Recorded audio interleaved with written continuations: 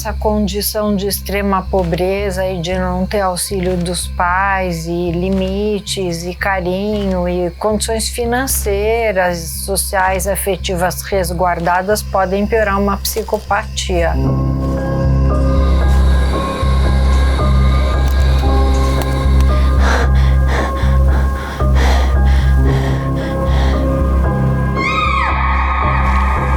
O psicopata pode nascer com uma tendência genética, mas fenotipicamente ele é influenciado pelas circunstâncias e as circunstâncias podem ajudar a desenvolver a genética ou a bloquear.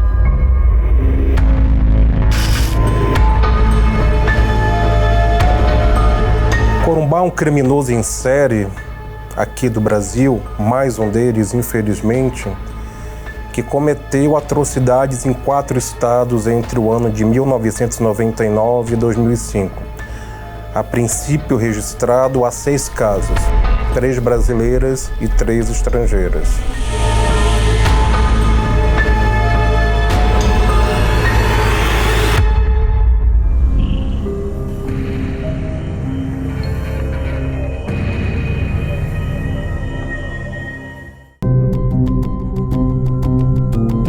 O Corumbá, ele tinha um estilo hippie, ele tinha um comportamento de viajante, em função de ser hippie, em função de ser um tatuador, pelo menos se autodenominava um tatuador, ele buscava várias cidades.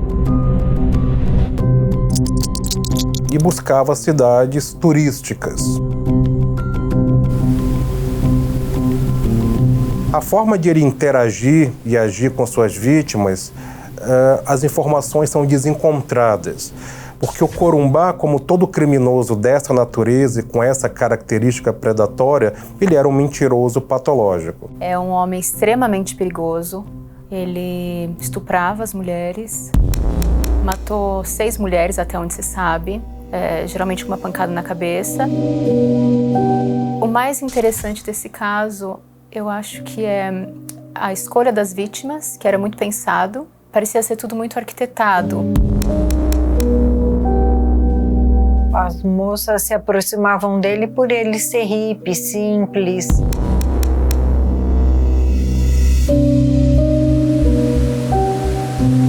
São mulheres que procuravam um turismo natural, tanto que uma vítima é israelense, outra alemã, outra espanhola. Acho que eram pessoas que vinham para o Brasil abertas a procurar conversa, relacionamentos. Ele percebia a questão da língua, ele percebia que essas estrangeiras gostavam de trilhas, de fotografia, de conhecer locais diferentes.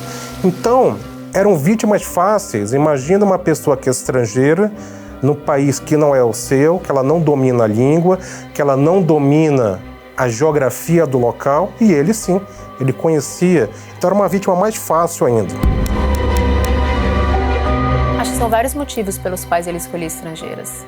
Eu acho que primeiro ele sabia que até descobrirem que ela estava desaparecida, talvez fosse demorar um tempo. Mesmo porque nas épocas dos crimes não se tinha internet, WhatsApp, Instagram, Facebook como se tem hoje. Então demoraria um pouco mais de tempo até a família e os amigos da vítima perceberem que ela não estava mais onde era para estar, ou demorou para pegar o avião, algum atraso. Então, eu acho que isso era estratégico. Ele escolhia essas vítimas pois sabia que ia ter um tempo para fugir até se darem conta que a mulher estava desaparecida.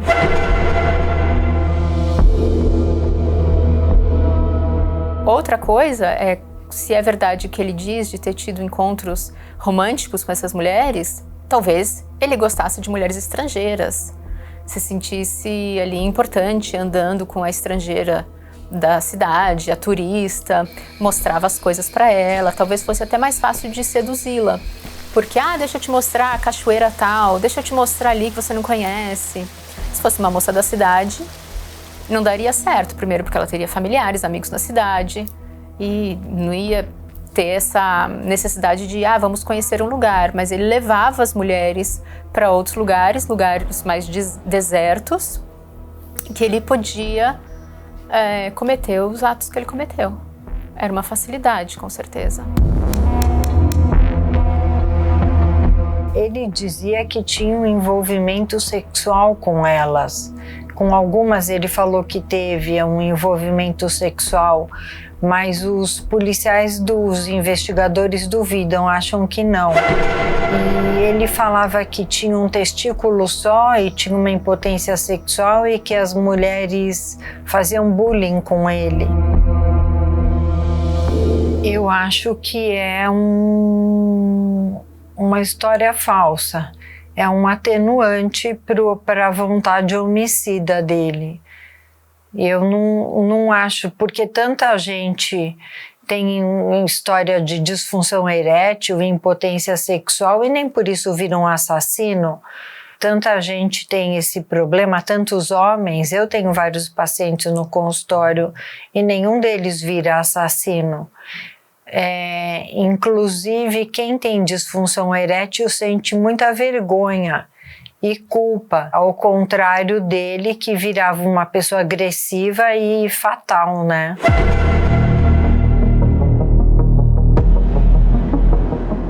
Talvez essa falta de recursos emocionais para lidar com essas provocações que as mulheres faziam com ele possa ter criado nele uma grande raiva de mulher. Acho que a gente tinha que investigar mais também a relação dele com a mãe, ou se ele tem irmãs, as familiares, as antigas namoradas. Todas essas coisas que poderiam nos dar mais dicas sobre o funcionamento psíquico dele, que é muito difícil a gente conseguir teorizar sem conhecê-lo pessoalmente.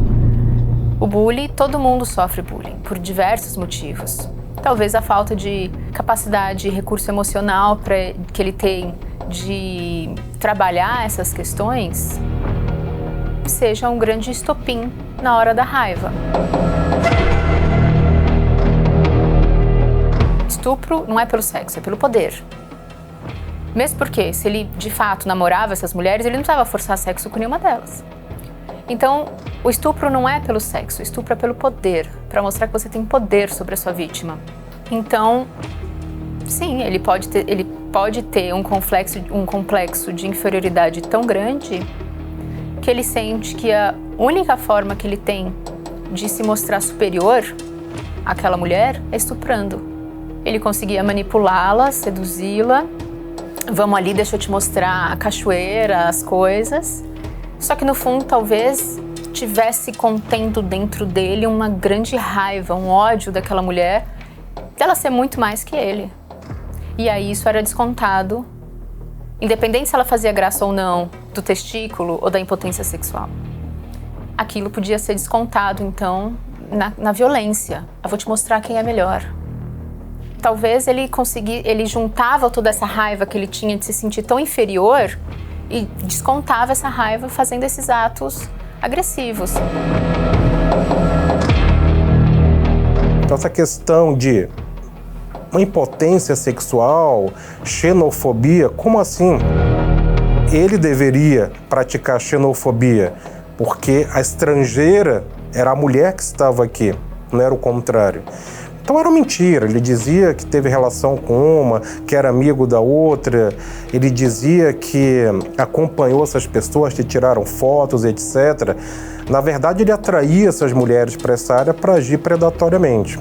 Então, esse argumento da impotência sexual é mais um dos argumentos mentirosos, porque ele queria dizer dessa maneira que havia uma vinculação, que havia uma conformidade dessa mulher estar ali com ele, ela concordou estar ali com ele, e ali ele perdeu a cabeça, justificando que foi humilhado por essa mulher, que humilhou ele em relação à sua impotência, então havia uma relação consensual. Não, isso não é verdade, nada foi consensual, ele estuprou essas mulheres violentamente, ele matou brutalmente, alguns corpos foram esquartejados, ele mordia.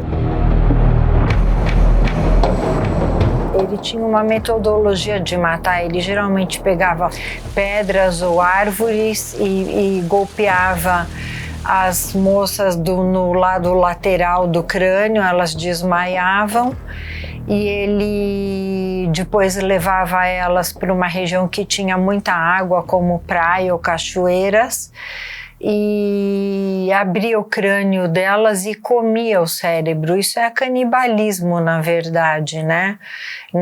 Na verdade, canibalismo entre os humanos é antropofagia. O que é antropofagia? O canibalismo, ele é uma seleção natural, ele existe em outras espécies também, em aves, em girinos, em sapos. Nos sapos, por exemplo, a fêmea gera uma ninhada e depois ela gera uma outra para alimentar essa ninhada. Então ela se assegura da alimentação da ninhada. Se uma ave tem uma ninhada muito grande e tem uma escassez de comida, ela mata os mais fracos da ninhada e alimenta os outros com essa comida, que é o canibalismo, né? E tem vários outros exemplos na história natural. Os leões também cometem canibalismo. Os leões machos matam e comem os filhos dos leões inimigos. A gente pode encarar esse traço humano como uma evolução da espécie. No mundo ocidental, o canibalismo está praticamente postergado, mas durante a história, ele vem como fruto de rituais religiosos. Os indígenas matavam e comiam os humanos como um ritual religioso. Também tem grupos de seitas que comiam os entes queridos como se fosse uma despedida do ente querido. Eu vou comer um pedaço dele, então eu imagino que ele ainda está vivo. Os astecas, os índios brasileiros, inclusive, pegavam seus prisioneiros de guerra, matavam esses prisioneiros, bebiam o sangue e comiam os órgãos com a intenção de absorver os poderes desta pessoa. Então o guerreiro da outra tribo, que era extremamente forte, poderoso, ao ser ingerido, teria os seus poderes disseminados para esta tribo. Então os poderes dele ficariam com essa tribo agora. Outros tipos de sacrifício e canibalismo é em sacrifício para um deus. Então os vikings, por exemplo, faziam muito isso, matavam pessoas em nome de algum deus. Então os deuses gostavam de sacrifício humano e aí às vezes bebiam sangue e se pintavam com o sangue dessa pessoa que estava sendo sacrificada em nome do deus, como se o deus gostasse não só desse sacrifício, mas esse esforço que a tribo faz em nome dele. O Corumbá dizia fazer os rituais que envolvia dança, ele pendurava os corpos das vítimas em formato de cruz. E ele tinha todo um ritual que ele tinha criado, ou visto, ou ouvido em algum lugar. Mas o ponto é que ele fazia um ritual e para ele aquilo fazia sentido. Então ele bebia o sangue da vítima e comia alguma parte do corpo dela com um sentido para ele, aquilo tinha um propósito. Apesar do que especialistas em canibalismo explicam que duas coisas. Primeiro, que a ingestão de carne crua humana causa uma síndrome chamada Kuru. Isso causa grandes temores, paralisia muscular e diversas outras sensações físicas na pessoa, por causa das toxinas que tem no corpo. Então ele podia até ficar completamente transtornado ao ingerir a carne humana crua. Além do que, esses mesmos especialistas explicam que quando uma pessoa começa esse tipo de atitude, que é uma atitude completamente sem empatia, compaixão, é uma descaracterização total do ser humano. Você descaracteriza a pessoa ao comê-la. Isso também pode ser extremamente viciante para uma pessoa. Então, o canibal fica obcecado com a sua próxima vítima e, ao ingerir aquela carne, tem um pico de dopamina enorme. Então, de certa forma, ele fica viciado naquilo. Talvez ele se sentisse como um animal que come a sua presa, por ele não ter casa, não ter família, ser desprendido do mundo, não saber nem ler. Então, de certa forma, talvez ele se sentisse muito perto de um animal. Talvez esses atos ritualísticos que ele fazia era exatamente para entrar em contato com essa primitividade dele, com essa agressão, com esse macho que na vida real não é ninguém. Só que ali, na cachoeira, com aquela mulher, ele domina aquilo. Ela está completamente nas mãos dele. Eu acho bem possível que no futuro descubra-se que ele teve muitas outras vítimas. Essa questão é importante a gente focar esse argumento do ritual satânico, porque anos 70, 80 e 90, e ali ele começa a matar nos anos 90, final dos anos 90, havia a questão do pânico satânico. Então, muitos crimes, não só no Brasil, como nos Estados Unidos, principalmente, dentro das Américas, eram caracterizados por rituais satânicos ou crimes atribuídos à magia negra.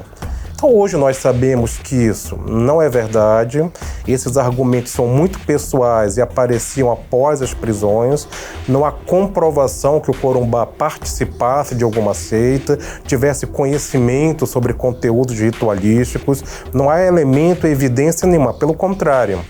Ele falava de coisas completamente aleatórias, ele entrava em contradição, em muitos momentos ele entrou em contradição, e ele trazia essa questão ritualística exatamente para caracterizar a loucura, o que é muito comum em serial killers.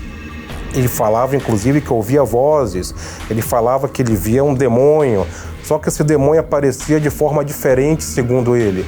Uma vez era um homem, aparentava uma idade avançada e tinha escamas de peixes. Outra vez era um homem mais velho ainda, com barba branca, com chapéu e orelhas pontudas. Então, ele se perdia na própria mentira, na própria argumentação. Ouvia vozes demoníacas, de formatos diferentes, em momentos diferentes, com características diferentes. Na verdade, repito, uma grande argumentação fraudulenta e mentirosa para justificar ou tentar justificar uma motivação que era completamente fora de um padrão de qualquer normalidade. Então, na verdade, se nós espremermos e retirarmos toda essa fabulação, essa argumentação mentirosa dele, nós temos um serial killer, um caçador, um homem extremamente frio, ritualístico sim, mas movido por projeções inconscientes, não por uma racionalidade de fazer algo acontecer com padrões específicos de uma liturgia macabra. Isso não. Mas a manutenção do comportamento predatório dele era exatamente de buscar mulheres mais jovens que estavam andando em trilhas ou acompanhá-las em trilhas. Quando ele dizia que escolhia locais para rituais afastados, na verdade isso não é verdade. Ele buscava as zonas de conforto. Ele sabia, dentro das andanças dele, que ele andava por esses estados, ele andava pela Bahia, ele andava pelo Maranhão, por Goiás, por Minas Gerais, e ele sabia que nessas áreas turísticas, as áreas de cachoeira e perto de rio eram áreas mais isoladas. Então, acabava que se tornava uma zona de conforto para ele.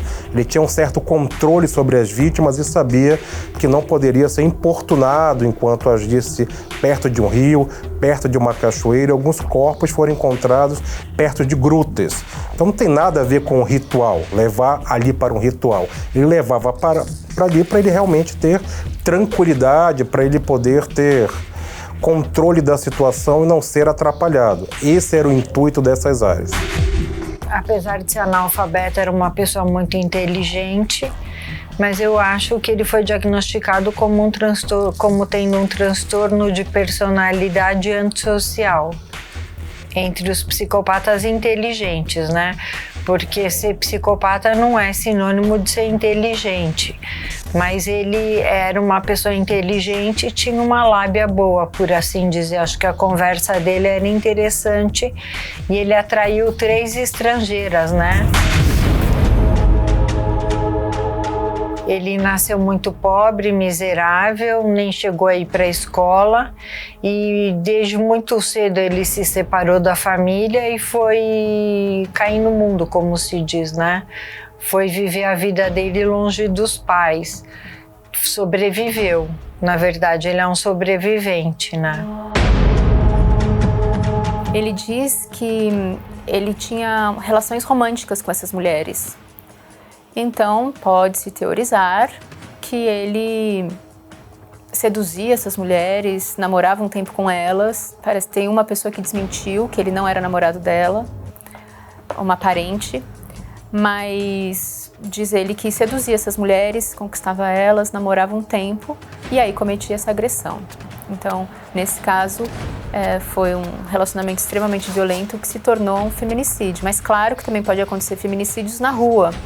E aí uma mulher é morta simplesmente por ser mulher, e aí toda a raiva que tem em direção a esse gênero. Por que ele escolhia mulheres para cometer esses atos? Pouco se sabe sobre isso. Acho que é um grande mistério. Talvez a resposta esteja na infância dele. Ele fugiu de casa, ele não tinha um bom relacionamento com os pais, tanto que é por isso que ele é analfabeto e teve pouquíssimo estudo, que ele não ficou em casa, ele não tinha um lar consolidado. E talvez ele tenha tido vários relacionamentos violentos antes das mortes em si, mas violentos de outra forma, talvez com agressões ou agressões verbais, uma violência psicológica e emocional que ele fazia. Mas, de qualquer forma, a gente tem que saber que todo homem violento contra uma mulher é extremamente dissimulado, manipulador e pode roubar muitas coisas da mulher antes de roubar a própria vida dela. Nesse caso, ele roubava o dinheiro delas. Então, ele até foi inicialmente acusado de latrocínio, depois que foi passado para feminicídio e homicídio. Na minha forma de entender, na minha linha de trabalho, eu não vejo por que observar a infância dele como causa do comportamento agressivo e antissocial dele.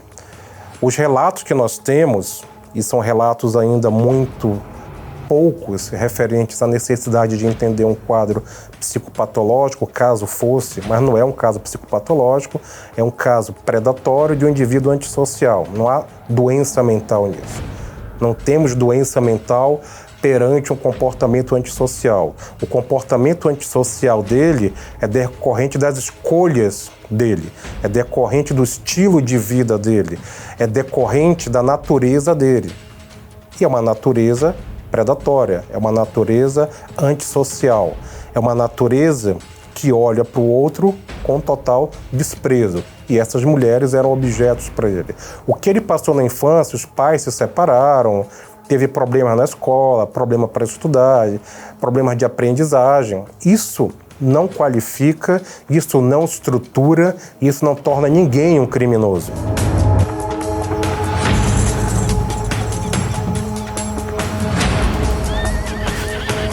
O agir criminosamente, o agir violentamente, é uma parte inerente da nossa condição humana. Não precisamos buscar justificativas na loucura, em transtornos, em chás alucinógenos que ele também dizia que usavam. As pessoas cometem crimes e crimes dessa natureza porque querem. Elas sabem o que estão fazendo e sentem prazer com isso. Naturalmente, quando nós, sociedade, observamos isso, queremos justificar, entender, dar uma explicação para esse tipo de comportamento. Mas esse é um comportamento que sempre houve na humanidade, há e sempre haverá, que são os comportamentos predatórios. O homem é o predador do próprio homem. O homem é o lobo do próprio homem.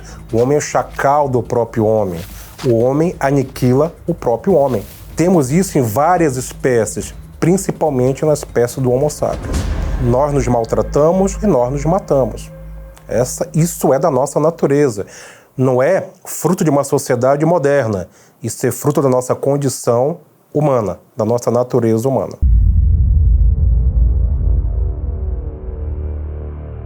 Ele já havia tido passagens por crimes sexuais, ele já havia sido preso por estupro, né, colocado em liberdade. Então temos que repensar mais uma vez as questões jurídicas no Brasil dos apenados, porque o Corumbá ele já havia sido preso por estupro e estava em liberdade. Por que uma pessoa com perfil dessa natureza estava em liberdade? E em liberdade ele começou a evoluir na sua forma de matar. Então o Corumbá ele começou a matar após ser preso pelos crimes sexuais que ele havia cometido. Após sair da prisão, o Corumbá evoluiu na forma de agir. A prova da vida dele, da existência dele, parece que é difícil ele ter essa convivência, porque ele já havia cometido crime, ele já havia sido preso, ele já havia sido colocado em liberdade e em liberdade ele matou 6 mulheres de forma cruel. Então, ele está preso. Se ele sair, as chances de ele cometer esses comportamentos novamente, de ele repetir esses comportamentos novamente, é muito alta. Não temos bola de cristal para dizer efetivamente o que vai acontecer com o futuro de qualquer pessoa. Mas em criminologia, em análise comportamental da cena do crime, a partir de eventos e comportamentos passados, a gente pode ter um mínimo de segurança para perceber o futuro dessa pessoa. Então o risco de ele cometer é alto. Talvez ele seja solto e a gente veja o Corumbá solto. Com atenuantes, talvez ele seja solto até antes disso. Eu acho que ele é um indivíduo que não tem a mínima condição de convivência social. Ele é um psicopata, homicida, e se ele for solto, ele vai voltar a matar, com certeza. Ele é um serial killer e deve ter esse prazer de matar.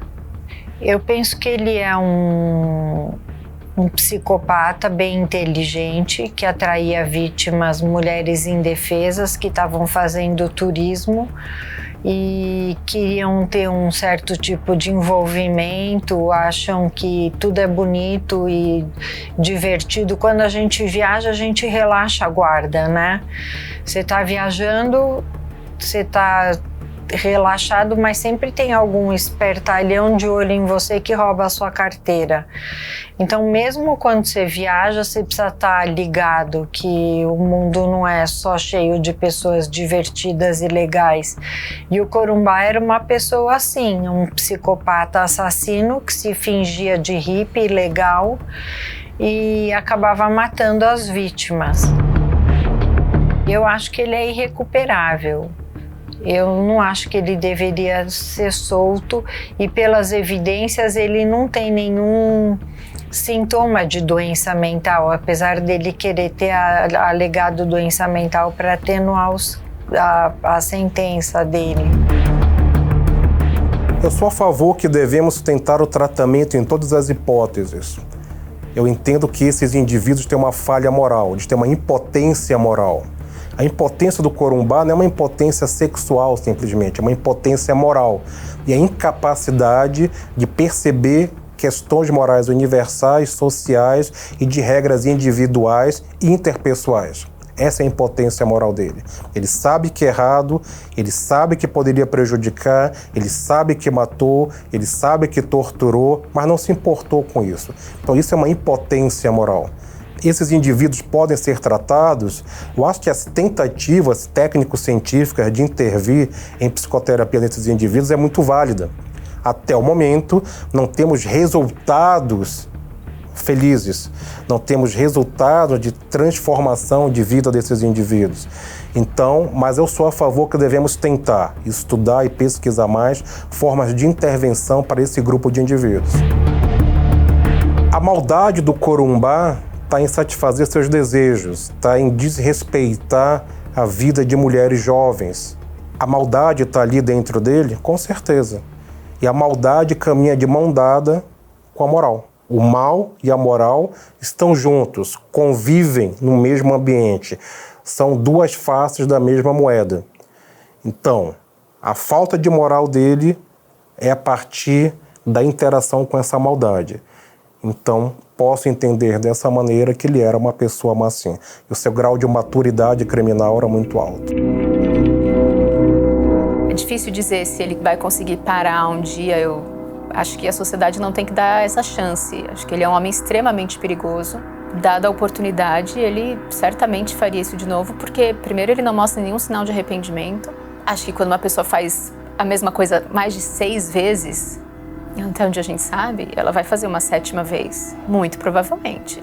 Talvez ele seja de fato viciado na sensação, de todo o ritual, desde o estupro até a forma com que ele mata, até a forma com que ele ingere, ou que partes do corpo ele ingere, o sangue, onde ele esconde o corpo da vítima, às vezes muito mal e porcamente ele escondia, né? Deixava até partes de fora, tal, como se ele quisesse ser pego, porque depois ele fugia, ele sabia que ia ser muito difícil encontrá-lo. Inclusive, encontraram ele por uma sorte total. Um investigador que estava investigando a morte da vítima russa, que era russa e israelense, né? Ele viu que o Corumbá usava uma bolsa que era a mesma bolsa que a mulher usava em uma fotografia. Uma coincidência enorme. Então ele teve uma sorte. Foi assim que ele foi descoberto.